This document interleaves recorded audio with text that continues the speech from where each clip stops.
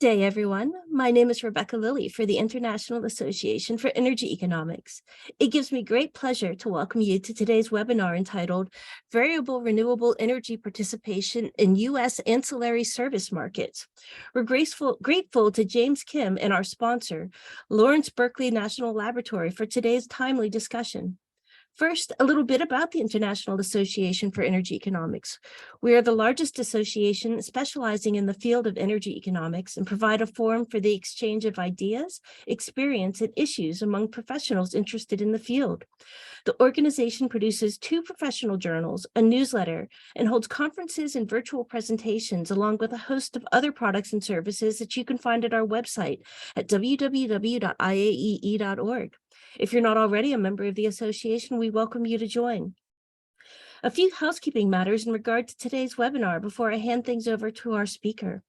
First, this webinar is being recorded for those that cannot participate in today's live event. If you have questions for our speaker, please click the Q&A button at the bottom of the Zoom window and type your question. We've allocated time at the end of the webinar to read and answer them. And now I'd like to introduce you to James Kim, energy economist and energy policy project scientist in the Electricity Markets and Policy Department at Lawrence Berkeley National Laboratory. James, over to you. All right, thank you so much for the introduction. And I'm just going to share my slide over here. I guess everyone can see this, hopefully, yes or no? It looks good. All right, thank you. So I'm going to start introducing this topic of the day on the variable renewable energy participation in U.S. ancillary service markets, economic valuation and key issues. This is the study done by the Electricity Markets and Policy Department at the Lawrence Berkeley National Lab with many great folks from Fritz, Andrew Mills, and Ryan Weiser, and Christina and Will Gorman.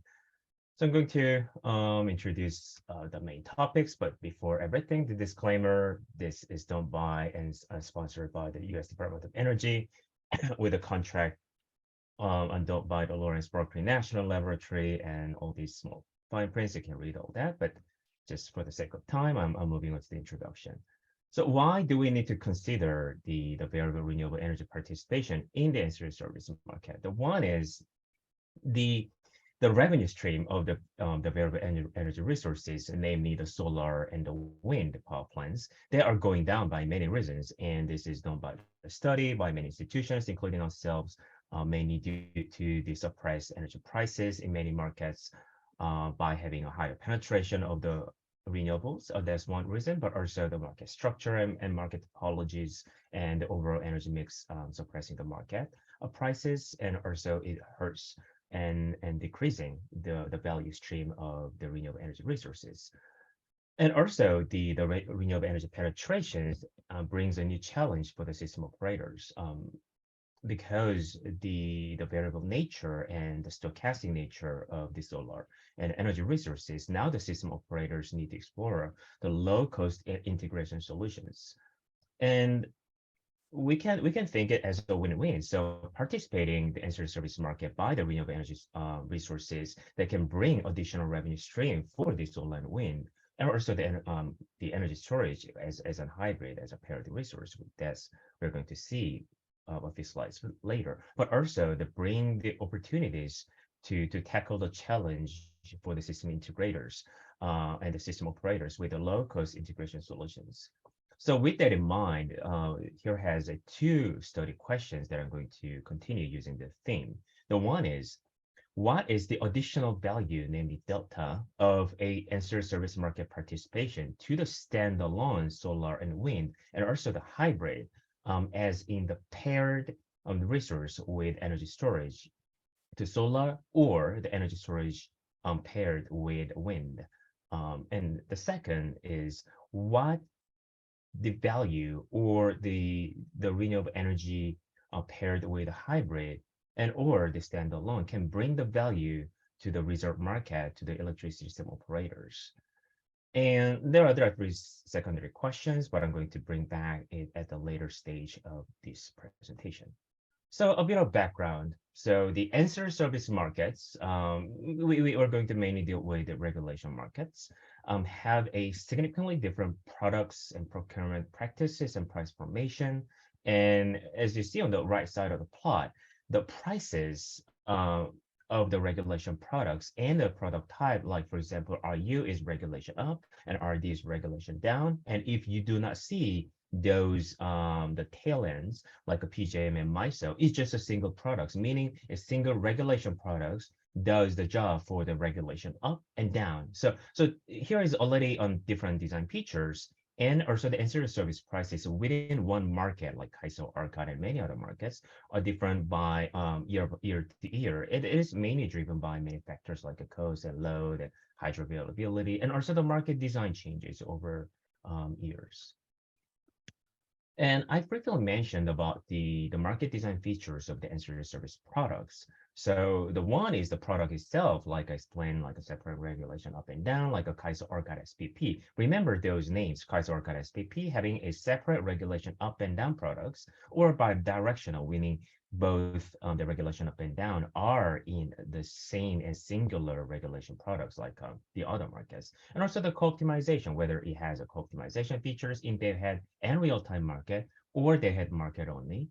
And also the price cascading, such as regulation to spinning and non-spinning, and in those KAISO, MISO, and SPP markets, or just having a price cascading from spinning and non-spinning. It also changes the topology and the overall profile of the ancillary service products. If you want to see more, we have a literature that explains a little bit further on those ancillary service market designs.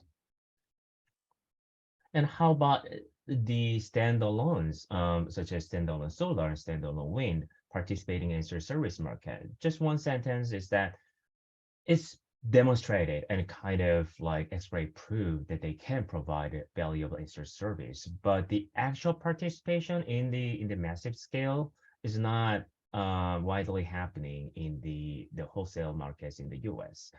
But they are actually able to bring the valuable ancillary service to the market operations. And the standalone and hybrid VR participation in the service market can have and would have different operations economics for both the participation side and also the system operation side. And in hybrid variable energy resources, of course, when it's paired with energy storage, the majority of the technology that participating in the service market is a storage. And I believe many of the audience already familiar with the energy storage operation, so I'm not going to get into the details. But one thing I just want to mention is that it is a revenue maximizing a unit and also the operation. So they only going to participate in the ancillary service market instead of the energy market is only when the regulation prices are high enough or the energy prices the difference between the energy price and the regulation service products price are high enough so that they are choosing to participate in the ancillary service market rather than participating in energy service markets at the time of those charging and discharging. And the point of interconnection and the nameplate capacity, of course, those are all important, which I'm going to touch upon on the sensitivity analysis part. So here is a bit of key findings. I'm going to reiterate at the end of the presentation, but I'm just going to bring up these key findings first. So I'm going to share and on the same page, and we are entering into the details. So the incremental value of the VRE resources in ancillary service market and its participation to resource owners, it varies by resource type. For example, standalone versus hybrid and solar versus wind. And it also different across the ISO RTO markets. And the average incremental value of participating in the regulation market for the standalone owners is not trivial at all, which you're going to see how much delta or the value difference by participating versus not participating in those markets. And also, as everybody can expect very easily, the VRA owners can have a lot higher value delta, mainly thanks to the flexibility of energy storage. And the value increase can be expected while we are having a lot of energy storages and the hybrid are waiting in the interconnection queue to participate in those wholesale electricity market. And the thinness of the ancillary service market can mean that incremental value would likely decline with the expansion of those participation from the energy storage to the ancillary service market. And the standalone and hybrid, the variable energy resources can provide regular services in the system operation in the high-priced hours, meaning that the high-priced ancillary service products means that is the time that system operator needs higher value the regulation and the spinning products in the ancillary service market. And those high system value of expanding ancillary service market participation that can lower the cost of the ancillary service solutions. So I'm going to talk more details about what I just said. And those results provide insight around the strategies that we can think about to enable the VRE participation in ancillary service market. And I'm going to also explain why do we need a different, a separate upward and downward regulation products. By looking at the result, it will be more clear. And so with those kind of the prelude, here is the overall analysis method and a bit of more detailed strategy that we have implemented in this study. So we use the 20 megawatts of the nameplate capacity as an underlying asset of wind and solar facilities. And also for the hybrid, we use the same the characteristics of the 20 megawatts of nameplate capacity, but also the paired with the 10 megawatt and 40 megawatt hour battery storage. And you can imply that as a 4-hour duration storage. And we use the multiple years of the ISO RTO, the energy and ancillary service market prices with a profit maximizing strategy as a price takers. And the base case for the main features and the main result to use the regulation service products only, but we also done a sensitivity analysis with many different combinations of the spinning energy and regulation products. And as you can see on the right side, for making a result more readable and approachable, we use two metrics. The one is the resource owner perspective as a participants. So you see a delta in the revenue. You can see that as the difference in revenue versus participating in ancillary service market versus not participating in ancillary service market. And the system perspective as a V, as a unit ancillary service value, meaning it is a type of like averaged or unit price of the ancillary service products that the standalone or hybrid participating in. And yeah, it's just the average ancillary service products price during the time of participation divided by the total megawatts of the ancillary service provision done by the hybrid and the standalone. So this is analysis method. We use various analysis. We use zone ancillary service prices and capacities, the POI, and yada, yada, yada. And those, all the details are on the reports. And we can always come back to this slide. And I'm just skimming through for the sake of the time. And I just want to reserve more time for the Q&A. So here is a main result. So this is an incremental value for the VRE owner. So you can, the way you read this plot is the top one is the standalones for solar and the bottom one is a standalone for wind. So this is a slide that having a standalone VRE resources without energy storage. And the x-axis is the ISOs and RTOs from CAISO to PJM to ISO England. And the y-axis is an incremental revenue. So you can see as a delta represented as $1 per megawatt hour. And the delta defined as we just saw in the previous slide, as in the difference in revenue between participating in the ancillary service market for the standalone versus not participating in ancillary service market, meaning only provide energy in the energy market. So as you see, the incremental value varies significantly across the ISO RTOs and years and the solar and wind. And so meaning that everything is different across everything. So just let me clustering by one. So the difference in the ISOs and LTO markets. So you can notice pretty stark differences between Kaiser Arcade SPP versus all the other markets, like MISO is almost zero, but PJM and NISO in England kind of dwarfed compared to the Kaiser Arcade and SPP market. Why is that? The main design feature of those regulation products in those markets or whether they have a separate regulation up and down products like KISO, ERCOT, and SPP, or whether they have a singular bidirectional regulation products like they have up and down regulation features in one singular products like MISO, PJM, ICE in England, and it brings the eligibility of those provisions. So think about when you have a different products like a regulation up or regulation down, then you can just choose whether you want to participate in regulation up or down. So you are eligibility of participation in those markets and flexibility that of within those products embedded that provides a higher value times that more hours and more opportunity that you can participate in those markets separately.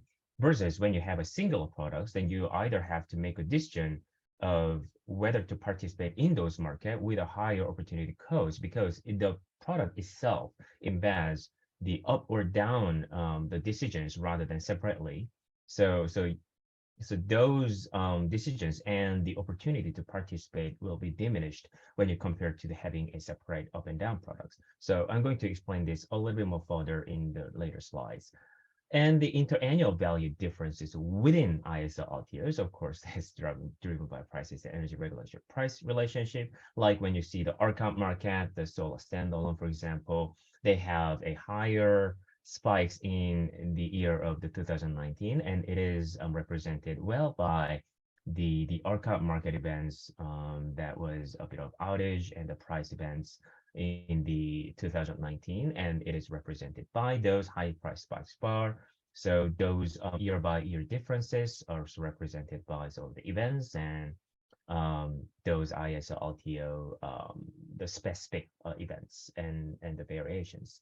And the differences in solar versus wind are driven by, mainly driven by in resource profiles and the market prices and capacity factors. So meaning like, so for example, in KISO, when you have a solar hours, then there are more regulation products prices can be higher during those solar hours, while those other markets that if you're wind, then you have a totally different profile from solar. Solar has a diurnal that has a lot of profiles during the daytime, but has no profile. Of course, there's a sun during nighttime and in the early morning versus wind and can be blown at any time of the day. And so those different profiles are reacting to those different market price profiles.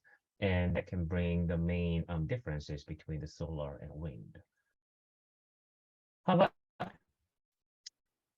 it's just the same way to read the y-axis and x-axis, and the stark difference between the standalone and hybrid, the value delta by participating in your service market versus not participating is actually y-axis. So when you saw the y-axis in the previous slide, it is a little bit less than $10 per megawatt hour. But now you can see 30, 40, even higher than that in some of the market is far greater than the $10 megawatt hour, meaning the overall value delta or value difference by participating in your service market is far greater when you are paired with the energy storage. Why is that? Because when you have a standalone energy resources, you have two limitations. One, you can only participate in a service market when you actually have a generation during, for example, solar during only the daytime. But when you have and paired with the energy storage, then you can participate in a service market. One, extending your, like a natural profile hours, meaning you can participate in later time of the day when you're solar, and also you can dispatch those energy storage when the prices are higher, while you are charging your energy storage when the prices are lower, or when you have a free resources like a solar and wind. So the average incremental value are much greater for the hybrids than this the standalone, and also the difference between the ISO RTOs are mainly driven by the market design features, as I explained. But however, when you see the difference between the PJM ICE and ICE in England versus the left side of the KAISO ERCOT SPP, um, I'll just reiterate again. The KAISO ERCOT SPP have a two different separate regulation products. One is regulation up, regulation. The other one is regulation down, and the other markets, MISO, PJM, ICE in England, ICE in England. Those are the markets having a singular bidirectional products, and the difference were quite stark in the standalone world. But when you see those hybrid, the differences are diminished or almost indifferent in some of the markets, and those are mainly due to the actual the increasing capacity of the energy storage that dispatch and observe um, those high regulation priced hours after their profile available hours, meaning like when you are PJM or ICE in England, that you can only if you're standalone, then you can only provide the regulation products while there's a solar. So you will miss all the opportunities, all the opportunistic hours after the solar hours. But when you have an energy storage, then you can reserve the energy and charge the energy and in the energy storage and discharge it when the regulation products prices are higher. For example, in ICE in England market, so you can capture those high priced hours when you are paired with the energy storage. And the differences in solar versus wind are also very similar to the standalone. So those two previous slides are the perspective of the resource owners. So those deltas are mainly for the market participation perspective, the value difference between whether you are participating in the market of the ancillary service or not. And this slide, this massive table, I feel almost sorry to bring this like a mega table in front of you right now. But I'm going to explain what they mean like one by one, so don't get frustrated or scared at all. So this result and this result table is the value in the perspective of the system operator. So I'm going to tell you how to read those. So the far left side are KAISO ERCOT SPP minus ICE in England and ICE in England. Those are the markets, of course, and the RD for KAISO ERCOT SPP, I explained before as a regulation down, and RU means regulation up. And the total is the total of those products. So we can compare, not apple to apple, but somewhat comparable value to the single and singular products markets like MISO, PJM, and the others. And the left side of the column, you can see the regulation provision as our average megawatt and percentage to parenthesis. So meaning like these are so I assumed we assumed a 20 megawatts of the nameplate capacity, and the megawatt and percentage is the averaged megawatt of the regulation provision of those hours when they actually provide those regulations, and the percent of capacity is the percent of those overall, not the nameplate capacity, but also the overall profile capacity in those markets that or in those locations of solar and wind standalones, and also the hybrids in the location that we studied. So you can roughly see those average megawatt as how much megawatts they're providing in the regulation markets when they're participating. So the regulation provision in bidirectional regulation market tends to be low. So when you see and comparing those numbers, the KAISO ERCOT SPP versus MISO PJM in England, you can see not all the time, not every market, but you see some of the trend or tendency that the separate markets or separated regulation products markets like a KAISO ERCOT SPP, overall numbers are greater than those singular products with a bidirectional regulation markets. And for those standalone and hybrid, and when you compare the provisions side of the column and comparing the standalone and hybrid, of course, the hybrid provision is far greater than the standalone. But not always, not all the market, not all the columns, but that's the overall trend.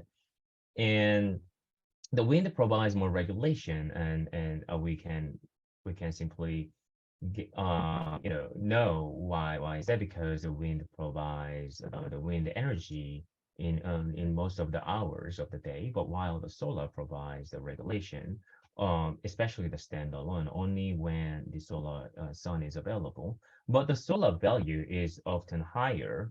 So meaning when the solar is providing the regulation and as a service, then the value or the the price of the ancillary service products at that time of the provision is greater. And how do we know those values is through the right column. So the regulation value and the ISO average regulated price is on the right side.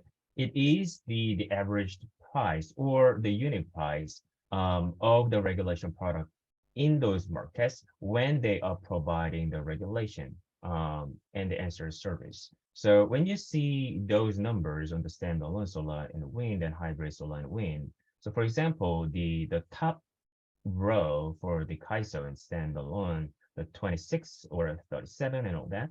So those are the unit price of the regulation value that is providing um, in the ancillary service market for each of the markets. So when you see the overall trend, that is the wind provides more regulation, but the solar value, not always, not all the columns. Again, we just all the markets are quite different to each other, but the solar value is often higher. And when you see those the regulation value that the hybrid and the standalone wind and solar providing, comparing to the ISO averaged regulation products price, then you can see the ISO averaged price is the far right side of the column, as you see, like a 12 and 14 for the KAISO and for 14 for the ARCA market. When you compare the regulation value of those standalone and hybrid to the ISO average prices, then you can see the regulation price during those hours when the standalone hybrid solar and wind providing the ancillary service products is far greater and far larger than the averaged ISO, the regulation prices. So meaning those the value from the standalone and hybrid by providing ancillary service is often, but not always, of course, is higher than average ISO, the average prices. Right. So we can entering into the sensitivity. So the analysis of the sensitivity consider four cases. So one is max POI, max point of interconnection, meaning the point of interconnection capacity was the 20 megawatts for the main features, and the main result, and increase for the 30 megawatts for hybrid. And we can also think about the regulation plus spin rather than just providing regulation. And also in the other side of the table, why not just providing the spin? And the last one was we use the empirical the prices in the market that in the historical one, but what about in the future, like using some of the future scenarios when the higher the renewable energy is penetrated. And for the future scenarios, we use the 2030 LCG prices that forecasted in our previous study that is in the last row that you can see there.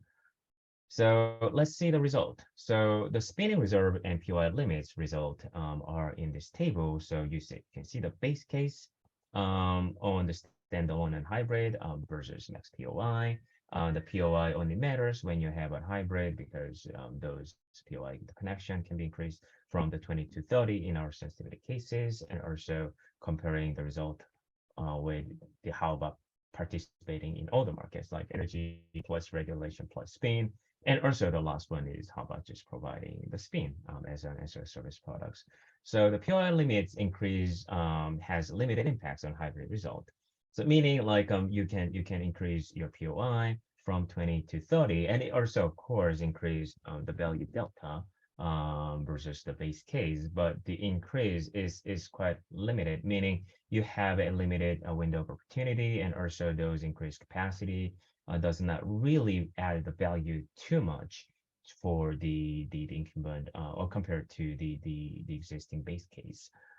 And also the providing only the spinning reserve provides close to no incremental value for the standalone, and also quite little or diminished the value for the hybrids. And the spinning reserve plus regulation plus energy provides the highest and greatest value for the most of the cases of the standalone and hybrids. Um, so we can see that participating in a service market in the base case is almost as good as compared to all the other cases. And how about the future scenarios? So the future scenarios, according to the 2030 price forecast by the LCG in our previous reports, that having a standalone and hybrid ones, they have a stark difference between the high VRA penetrating scenarios versus low the renewable energy penetration scenarios for the both the standalone and hybrid in most of the markets that are studied.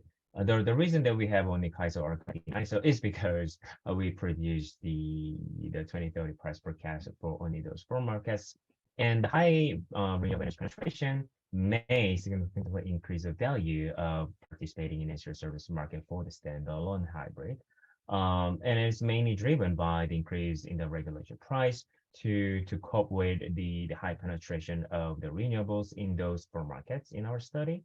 And however, just one caveat that we want to put forward is that the SG price forecast did not and do not incorporate high penetration of the energy storage, which can reduce the incremental value for the standalone hybrids by changing those overall price profile in their forecasting model. So we just talked about two aspects in the two sides. One is the participation perspective. How about the enabling the ancillary service market participation for the standalone and the hybrid? And those values are great in those cases in most of the markets, meaning like those value delta or value increase by participating in the ancillary service market is not trivial. And how about system operator? Are they like benefited by doing so? Yes, for those standalone hybrid, during the hours they're participating in the regulation and ancillary service market, and the price and the value is far greater than the overall averaged the ancillary service market price. Meaning, if they are participating and when they're participating in ancillary service market, the value they're providing is generally higher. So those are deemed as a win-win case for the participation side and the system operation side. But what about the key issues that we can think about and we can consider if and when we are actually enabling those participations? One is, though there are participation barriers, will standalone the renewable energy resources able to participate in service markets? They are not, as I mentioned in the earlier side of the slide, is because of those market, like rules. And if and when we want to enabling those participation in the service market, we provoke some of the changes in those market operation rules. And these are not trivial. I mean, we all know that it takes a lot of time for the IS and RTO markets, gathering all the stakeholders and changing their market design features and enabling or disabling some of the market design. So it will take some time, but I hope we can get there. And the second is the future ancillary service market volume and the pricing. And then, as I mentioned, there are a lot of energy storage and the hybrid resources are waiting in the queue, as you see on the table. Like the reserve of the regulation reserve and the spinning reserve are quite thin, and you can see those in the megawatt term. And the energy storage, they're waiting in the interconnection queue in last year is already surpassing. I mean, of course, it doesn't mean that all of them are going to directly participate in the service market, but you can see those stark, like differences between the reservoir, so to speak, compared to the shark as an energy storage. They're waiting to actually hunt them down. So we are quite cautious about talking about the future ancillary service market volumes and the pricing by having those a lot of energy storage, the capacity. And we can also think about the other revenue sources my ancillary service market participation provides. We can there are a lot of discussions are going on in between the ISO, LTO, the stakeholders, and participatory meetings. The new ancillary service products which can provide additional opportunities for the VRAs and the hybrid and also the energy storage. So those are the key issues that we can think about when we are talking about the ancillary service market participation from the standalone and hybrid perspective. So yeah, so we are entering to the conclusion. This is merely a repertoire and repetition of the key findings, but I'm just going to mention some of the key summaries. So it is beneficial for the participation perspective and also the system operation perspective that if and when we are enabling the ancillary service market participation for the standalone and hybrid assets. However, those thinness of the ancillary service markets means incremental value will likely decline with the expansion of the ancillary service market participation, mainly driven by the energy storage and also the hybrid type of the energy storage that are waiting in the line of the queue. And for the system operator, the high standalone and hybrid resources can provide regulation reserve in a high priced hours, meaning in that those are the hours that the regulation products are highly needed and wanted, and implies that they can provide a high system value, especially when we are expanding into service market participation, and it can bring the lower cost reserve solutions for the system operators.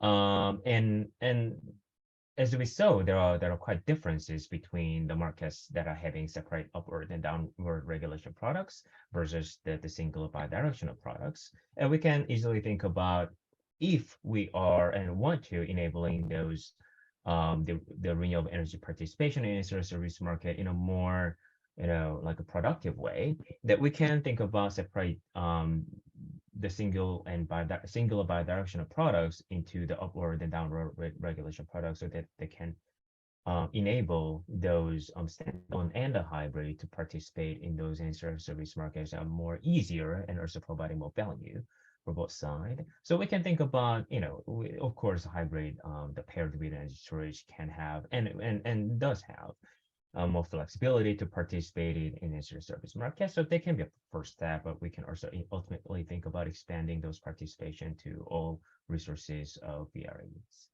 So this is the end of my presentation, and thank you so much. And I'll take a questions.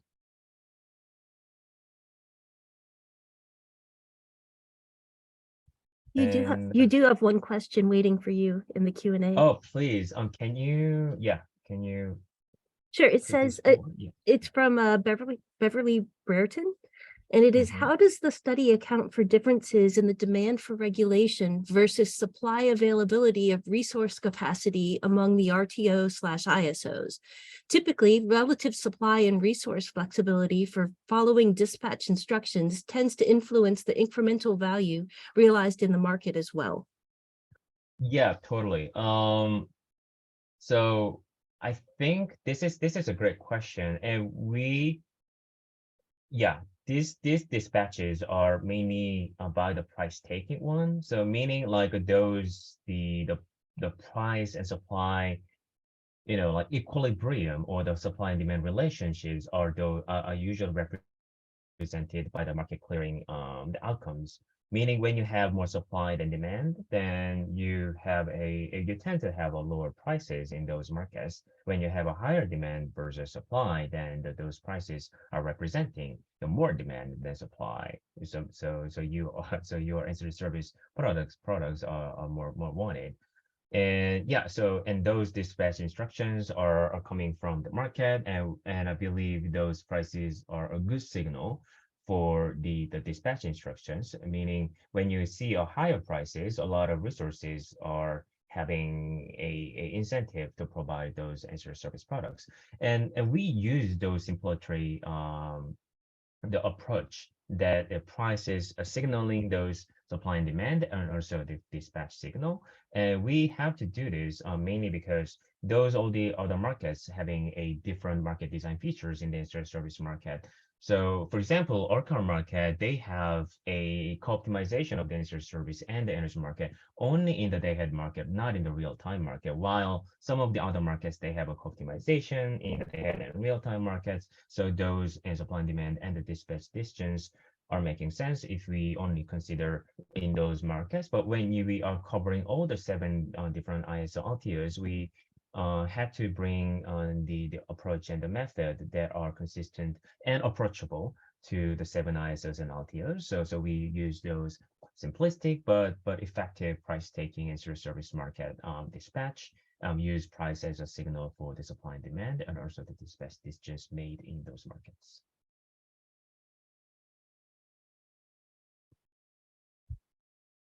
Any other questions or pending ones? Yeah. So she has a follow-up, which is the amount of Wonderful. regulation procured by the various RTO/ISO differ as well. This fact points to differences in load behavior relative to the supply portfolio performance. How does the study account for demand volatility? Sure. So we we did not account those demand volatility so I believe I probably need to explain a little bit more detail about the price taking approach rather than the overall simulation based approach.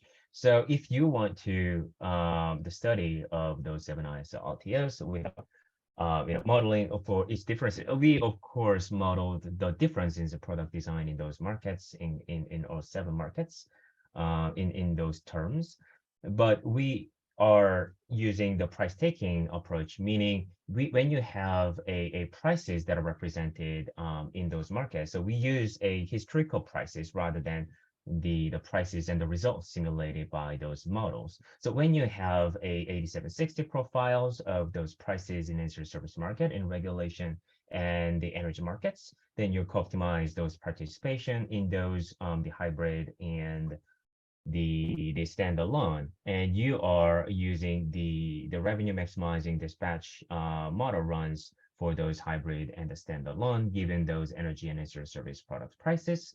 And you have those dispatch distance made by the participation side by looking at those the energy and energy service products. So it will be great study to study the considering the demand volatility and those load behaviors and the dispatch distance when we are, and if we are going into the full modeling of the ISO RTO, considering all the supplies and demand side of the details.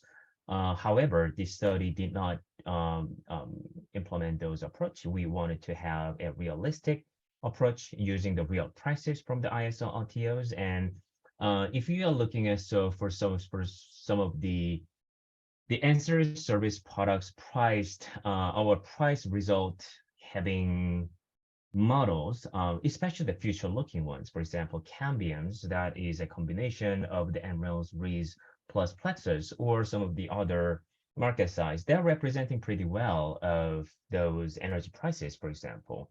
But when you read carefully, for example, of the Cambium version 1 and version 2 in the public side, and when the one of the main differences of those version 1 and version 2 are the how to reflect the differences in the future scenarios in those ancillary service markets. So meaning like even the front line of the modeling aspect of those the energy and ancillary service market in the wholesale side in the US, and even the one of the widely used the national lab modelers are having difficulties in representing those ancillary service prices in their modeling scenarios. So yeah, we chose this approach, but those demand and supply side embedded studies and full scale modeling will be very, very helpful, especially when I just mentioned it about the thinking about the future when there are a lot of energy storages are integrated in the market. So that is a great suggestion. So you have another question from Oscar Valdez saying that it seems counterintuitive that revenues for AS services would increase with greater VRE participation. Can you explain why it's so? Sure. Okay. So when you're looking at, I'll give you a very simple example that everybody can find if you are familiar with the OASIS of the CAISO. So when you're looking at the regulation down prices, I believe those are actually in our market reports in the Berkeley National Lab.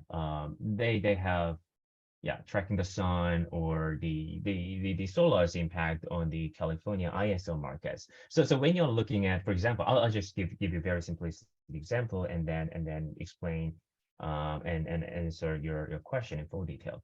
So when you're looking at the regulation down products price in the California market, not just on annual average, but in hourly granularity, those prices are increasing, especially during the daytime when the sun is the strongest in responding to the duck curve, meaning when you need the regulation down products, especially when the solar is greater or the solar profile is greater than you forecasted. So in like when you're looking at 10 years ago, the regulation down products in the time of the 1 p.m. or 2 p.m. or noontime was almost nothing, like $1 or $2 on average at best. But those are now becoming 10, 12, 13, $20 per hour, especially the middle of the daytime, while having an increased penetration of the solar, because you cannot really forecast what is going to the solar in the next 20, 30 minutes. When there's a cloud, nobody knows.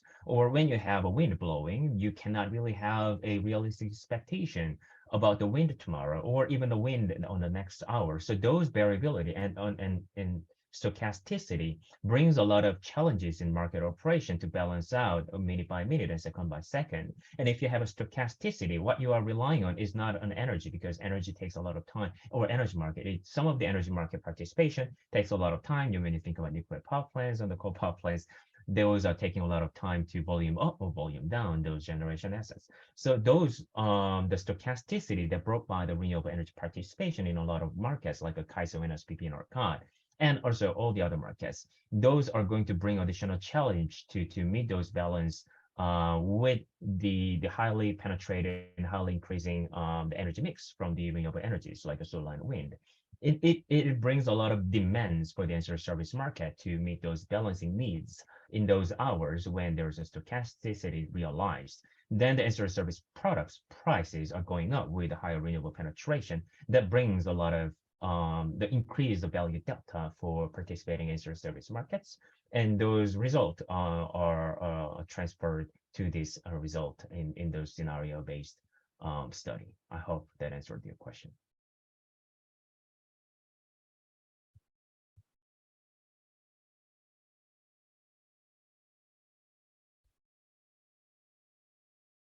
Any other questions that we have?